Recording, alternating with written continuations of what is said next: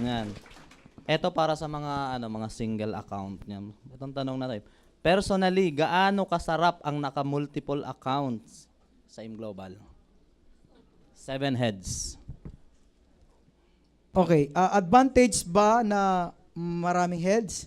Okay, sa nagsisimula talaga, kung mayroon kang pang multiple account, 3 heads or 7 heads, maglagay ka na.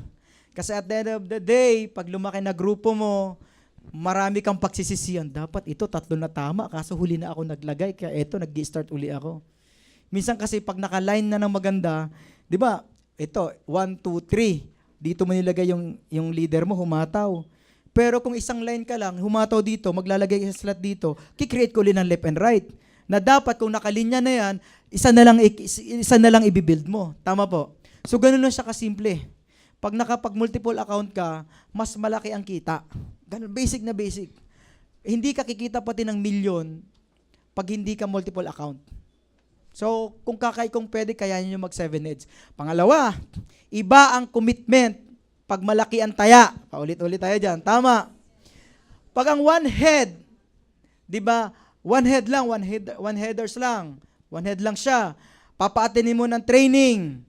Galing sa Cavite or kaya Laguna. Pag medyo madilim na, ang sasabihin, madilim na.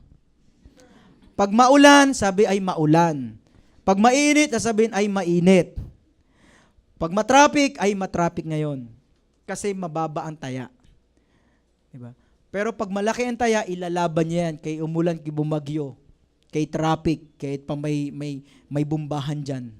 Diba? Kahit may rally pa dyan. Kasi malaki ang taya. Simple lang, malaki ang taya, malaki ang commitment, malaki action, magiging malaki resulta. Yes.